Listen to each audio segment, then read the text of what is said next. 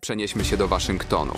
Pakiet nadzwyczajnych funduszy mający na celu dostarczenie miliardów dolarów nowej pomocy w zakresie bezpieczeństwa dla Ukrainy i Izraela został zablokowany przez senatorów z ramienia Partii Republikańskiej.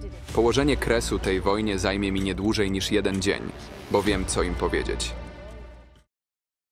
Według wielu analityków Władimir Putin gra na to, że Donald Trump wygra najbliższe wybory w 2024 roku i zakończy amerykańskie wsparcie dla Ukrainy. Co zresztą obiecał już swoim wyborcom, twierdząc, iż w 1 dzień zamknie temat trwającej na Ukrainie wojny. Zapobiegnę III wojnie światowej. I to z łatwością. Nim jeszcze zajmę miejsce w gabinecie owalnym, rozstrzygnę kryzysową sytuację między Rosją a Ukrainą. Zrobię to sprawnie.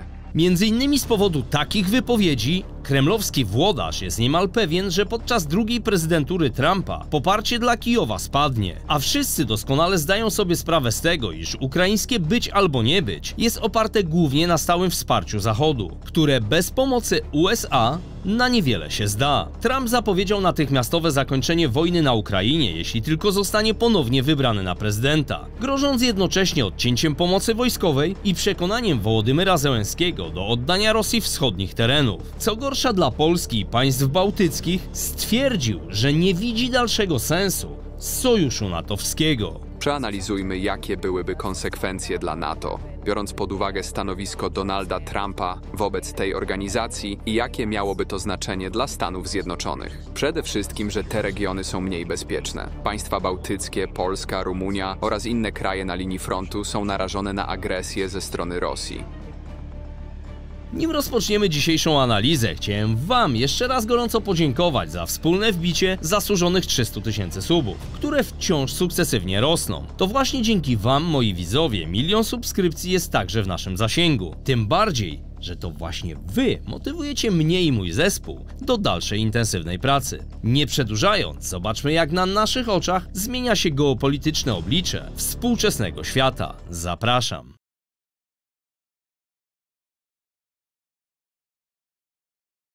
Niekończąca się wojna na wyniszczenie, trwająca za naszą wschodnią granicą, zdaje się przybierać coraz korzystniejszy wymiar dla Rosji, której chociażby zasoby ludzkie są zdecydowanie większe niż coraz wątlejsze armii ukraińskiej. Zarówno ten fakt, jak i to, że putinowska gospodarka wydaje się być dość dobrze przygotowana na długi konflikt z Zachodem, sprawia, iż rozstrzygnięcie tego międzynarodowego sporu może napawać niepokojem sporą część świata zachodniego, w tym także nas, Polaków. Co więcej, okazuje się, że republikańscy senatorowie zablokowali w środę wniosek Białego Domu o pomoc nadzwyczajną w wysokości 106 miliardów dolarów, która w większości miała dotyczyć Ukrainy i częściowo Izraela oraz Tajwanu. Z upływem kolejnych miesięcy zarówno w Stanach Zjednoczonych, jak i w Europie maleje niezachwiane dotychczas poparcie dla wysiłków wojennych Ukrainy i obecnie wydaje się coraz wątlejsze. Głosowanie dotyczące zablokowania wspomnianego wcześniej wniosku oznaczało znaczącą porażkę prezydenta Joe Bidena, który jeszcze tego samego dnia ostrzegł Kongres,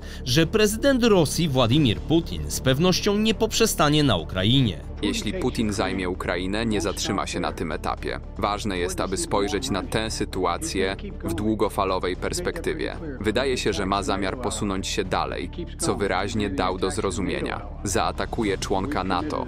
W takiej sytuacji, zgodnie z zobowiązaniami sojuszniczymi, musielibyśmy bronić każdego centymetra terytorium NATO. W rezultacie moglibyśmy znaleźć się w sytuacji, której nie chcemy i której obecnie nie doświadczamy. Amerykańskie oddziały walczące z Rosją. Co więcej, może nawet zaatakować jeden z krajów NATO. A jaki? Chyba nie trudno się domyślać, że może to być Polska lub któryś z krajów bałtyckich, jak Litwa, Łotwa czy Estonia. Odrzucony przez amerykańskich senatorów pakiet miał obejmować pomoc dla Ukrainy w wysokości ponad 60 miliardów dolarów. Jak twierdzą ludzie z otoczenia Joe Bidena, miały one zagwarantować utrzymanie presji wywieranej na Rosję podczas mroźnych zimowych miesięcy. Pozostała część środków miała trafić do Izraela oraz stanowić amerykańską pomoc dla Tajwanu. Jeden z ekspertów wojskowych, John Nagel, były podpułkownik armii amerykańskiej, a obecnie profesor studiów bojowych w US Army War College, uważa, że kluczowy w sprawie Ukrainy będzie rewanż Biden-Trump podczas wyborów w 2024 roku. Ukraina według niego próbuje wykonać niewiarygodnie dla niej trudne zadanie wojskowe, przełamania bardzo silnie ufortyfikowanych przez Rosjan terenów, przeciwstawiając się krajowi o dużo większych zasobach i na dodatek nie posiadając przewagi w powietrzu. Ukraińcy nie dysponują zdolnościami powietrznymi, które zdaniem armii amerykańskiej są absolutnie niezbędne do prowadzenia operacji ofensywnej przeciwko przygotowanej rosyjskiej obronie. Nic więc dziwnego, że ukraińska ofensywa, delikatnie mówiąc, okazała się być rozczarowująca. Słowa Neigela oraz ograniczenie pomocy dla kraju Zełenskiego, o co na marginesie sam pośrednio zadbał, na przykład w przypadku Polski, uzmysławiają więc gorzką prawdę, że w miarę zbliżenia się trzeciego roku wojny Rosji z Ukrainą,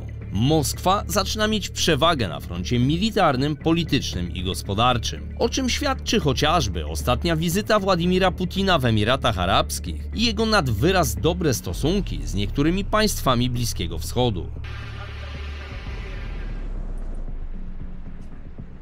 Dzięki waszej postawie nasza współpraca osiągnęła niezwykle wysoki poziom. Obecnie Zjednoczone Emiraty Arabskie stanowią głównego partnera handlowego Rosji w regionie arabskim. Realizowane są liczne, znaczące projekty w sektorze naftowym i gazowym. Ponadto nasza współpraca rozciąga się na obszar OPEC+, a także obejmuje szeroką sferę międzynarodowych działań. Zjednoczone Emiraty Arabskie wnoszą istotny wkład w stabilizację sytuacji globalnej, będąc aktywnym, niestałym członkiem Rady Bezpieczeństwa. Nie jest to wprawdzie aż tak zero-jedynkowe, jak niektórym może się wydawać, ale faktem jest, że Rosjanie nie przegrywają, a jeśli nie przegrywają, to w ostatecznym rozrachunku mogą niestety okazać się zwycięzcą, czego ani Ukraińcom, ani nam Polakom, czy krajom bałtyckim zdecydowanie nie życzę. Musimy jednak przy tym wszystkim pamiętać, że Federacja Rosyjska ma prawie 4-krotnie większą populację niż Ukraina, a to sprawia, że ma potencjalnie znacznie większą bazę rekrutacyjną, z której korzysta do woli. Z drugiej strony mamy 40-milionowy kraj, który przy wsparciu Polski i generalnie, nazwijmy to, cywilizacji Zachodu, przez prawie 2 lata przeciwstawia się wszystkiemu, co Rosja może zrobić, pomijając przy tym broń chemiczną, nuklearną lub biologiczną. A to trzeba przyznać, jest niezwykłym osiągnięciem nawet pomimo kompletnie nieudanej ukraińskiej ofensywy. I owszem, że w tych prawie 2-letnich walkach znaczenie odegrała tu waleczność i upór społeczeństwa Ukrainy w walce o niepodległość, ale gdyby nie my Polacy i Amerykanie, już dawno ten kraj stałby się własnością putinowskiej Rosji. Myślę, że zbudowanie poparcia dla Ukrainy i utrzymanie go na arenie międzynarodowej było dotychczas sporym osiągnięciem administracji Bidena, ale także nas Polaków i naszego rządu, co nie do końca docenia prezydent Wołodymyr Zełenski, którego własne ego na międzynarodowej arenie politycznej zdaje się trochę go przerosło. Pośrednio również z tego powodu obecnie dla wielu europejskich rządzących niepokojące jest słabnące amerykańskie poparcie dla Ukrainy, szczególnie w Izbie Reprezentantów USA. Niektórzy doskonale zdają sobie sprawę z tego, że jeśli Ukraina przegra tę wojnę, przegrają także demokratyczny świat zachodni włącznie ze Stanami Zjednoczonymi i o zgrozo nami Polakami uwikłanymi w ten konflikt po same uszy. Czy zatem może się ziścić czarny scenariusz dla nas i Ukrainy, a Amerykanie całkowicie zamkną kranik z pomocą militarno-finansową, na co właśnie liczy Kreml? Osobiście sądzę, że to mało prawdopodobne, nawet biorąc pod uwagę storpedowanie w Senacie kolejnego wielomiliardowego planu pomocy i szumnych zapowiedzi Donalda Trumpa a propos tego, co zrobi jak wygra. Oczywiście znając jego charyzmatyczną postać, jestem w stanie uwierzyć, że może nieco przyspieszyć proces zakończenia wojny na Ukrainie, ale nie wierzę, iż zrobi to z dnia na dzień, chociażby z tego powodu, że nie leżałoby to do końca w interesie Ameryki i Polski, którą to swego czasu stawiał na europejskim piedestale. Mam tak wielu Polaków, Amerykanów po swojej stronie. Są moimi przyjaciółmi od wielu lat, mam wśród nich wielu przyjaciół. Zawsze byli wobec mnie lojalni. Niektórzy z nich pochodzą z Polski, niektórzy z nich mieszkają w Polsce. Polacy to wspaniali ludzie.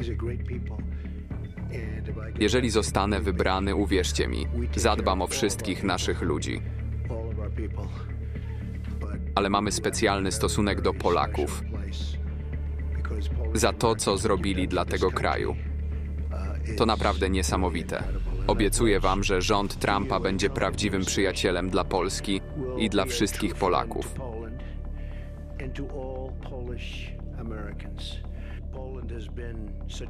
Polska była zawsze wspaniałym przyjacielem Ameryki i od czasów jej założenia łączyły nas bliskie stosunki.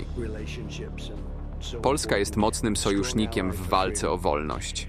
Analizując okres od 24 lutego 2022 roku, Stany Zjednoczone tak udzielały pomocy Ukrainie, by się całkowicie nie wykrwawiła. Zauważcie, że ich dotychczasowe działania są trochę jak kroplówka i z pewnością niedarmowa. Na dodatek prowadzą oni w zasadzie wojnę z Federacją Rosyjską na nie swojej ziemi, testując przy tym własną broń i metody działań zbrojnych z potencjalnym wrogiem posiadającym broń nuklearną, co w pewnym sensie stanowi odzwierciedlenie intencji Waszyngtonu. Intrygujące wydają się być także doniesienia zachodnich mediów, z których wynika, że jeden z amerykańskich generałów, David Petraeus, były szef Centralnej Agencji Wywiadowczej, stwierdził w jednym z udzielanych wywiadów, iż powodem ograniczeń w zwiększaniu zdolności bojowych na Ukrainie jest cicha umowa z państwem środka. Miałaby ona polegać na tym, że Chińczycy zasugerowali amerykańskim władzom, by te wstrzymały się lub opóźniały niektóre z dostaw broni, aby chińscy rządzący mieli możliwość wywierania coraz większego wpływu na Putina, by takim sposobem powstrzymywać go od drastyczniejszych form przemocy, w tym użycia taktycznej broni nuklearnej. Takie informacje dają więc dodatkowo do myślenia, tym bardziej, że administracja Bidena była swego czasu głęboko zaniepokojona perspektywą użycia taktycznej broni nuklearnej przez Moskwę. Tak więc w teorii, jak i w rzeczywistości obstawiam, że wiele zakulisowych ustaleń nie jest nam znanych, co może wskazywać na to, że administracja Bidena robi wiele, aby do tego nie dopuścić, a jednocześnie stara się, aby utrzymać Ukrainę na powierzchni i nie stwarzać dodatkowego zagrożenia dla Polski i krajów bałtyckich oraz całego sojuszu natowskiego. By jeszcze lepiej zobrazować, jak może ewentualnie wyglądać przyszłe stanowisko samego Donalda Trumpa, wystarczy tu wspomnieć o postaci Mike'a Johnsona, czyli obecnego spikera Izby Reprezentantów, który jeszcze nie tak dawno był zagorzałym przeciwnikiem udzielania pomocy dla Ukrainy. Ale kiedy stał się częścią ścisłego kierownictwa Partii Republikańskiej, zmienił nieco swoje podejście do tego problemu.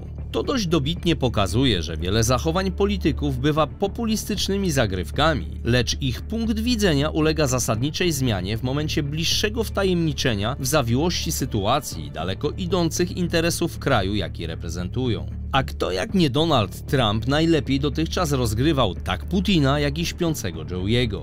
Dlatego tym bardziej nie wierzę, że po wpompowaniu w Ukrainę setek miliardów dolarów nie chciałby ich odzyskać. Pamiętajmy, że Trump to biznesmen i nie lubi tracić pieniędzy.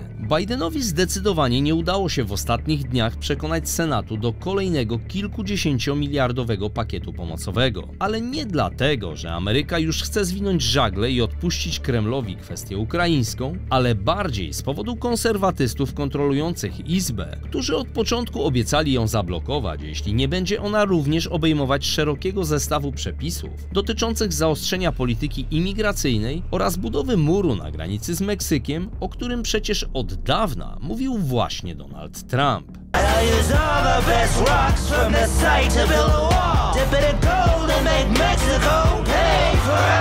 Chociażby z tego powodu, podchodząc do problemu ukraińskiego bardziej sceptycznie, to jeśli w 2024 roku położenie negocjacyjne Załęskiego ulegnie jeszcze bardziej pogorszeniu po reelekcji Trumpa i ponownym objęciu przez niego prezydentury, to Putin wówczas może w teorii znaleźć się prawdopodobnie na trochę lepszej pozycji negocjacyjnej. Ale wcale nie uważam, że Donald Trump nagle stanie się miękiszonem, jak zwykło się mawiać wśród naszych elit politycznych o innych politykach. W negocjacjach nie można być, za przeproszeniem, miękiszonem, trzeba być twardym. Trump już wielokrotnie udowodnił, że potrafi być twardym negocjatorem i owinąć sobie Putina wokół małego palca dokładnie tak, jak ten robił to z europejskimi politykami. Myślę więc, że w 2024 roku prawdopodobnie będziemy świadkami stopniowego postępu Ukraińców. Szczególnie po tym, jak Stany Zjednoczone przekażą im obiecane F-16, które może nie zmienią od razu diametralnie sytuacji na froncie, ale mogą pomóc w przełamaniu obecnego impasu i zastopować maszynki do mielenia mięsa niczym ta w Awdijewce. Decydującym czynnikiem w tej wojnie, biorąc pod uwagę złożoność geopolityczną całej tej sytuacji, jest więc fakt, czy Zachód nadal będzie wspierać Ukrainę w obronie demokracji i wolności przed bądź co bądź niesprawiedliwą agresją ze strony Rosji, która według Waszyngtonu może wcale nie skończyć się na Ukrainie, jeśli ta przegra. A z pewnością nikt przy zdrowych zmysłach nie chciałby doczekać pełnoskalowej III wojny światowej. Podsumowując dzisiejszy materiał, osobiście uważam, że nawet jeśli Donald Trump ponownie obejmie stołek prezydenta, nie zostawi Ukraińców i nas Polaków z przysłowiową ręką w nocniku. Co więcej, obstawiam, że nasi wschodni sąsiedzi będą walczyć dalej. Oczywiście w dotychczas znany nam konwencjonalny sposób, tylko wtedy, kiedy nadal będą mieli na to środki. Natomiast jeżeli faktycznie Stany Zjednoczone Ameryki odetną pomoc, to najprawdopodobniej ta walka przerodzi się w tryb powstańczy, gdzie najeźdźca będzie nękany każdego dnia kolejnymi atakami dywersyjnymi. Powiem więcej, na miejscu Putina zastanowiłbym się 2, a może nawet 10 razy, zanim kiedykolwiek przyjdzie mu do głowy zaatakować Polskę. Bo tu musi ponownie przestudiować historię i pamiętać, że Ukraińcy Ukraińcami, ale my Polacy, nawet podbici, nigdy nie wyrzekliśmy się swojej tożsamości narodowej. I zawsze przychodził moment, kiedy stanęliśmy zaborcy lub najeźdźcy ością w gardle. Więc panie Putin, pozostań pan przy kawiorze na Kremlu i odpuść. Bo tak jak powiedział Trump, Polska jest sercem Europy. I tak już zostanie na wieki wieków. Amen. Ameryka kocha Polskę. Ameryka kocha Polaków. Polska jest geograficznym sercem Europy. Ale co ważniejsze, w Polakach widzimy ducha Europy. Wasz naród jest wielki z powodu waszego ducha. Macie niezwykle silną wolę.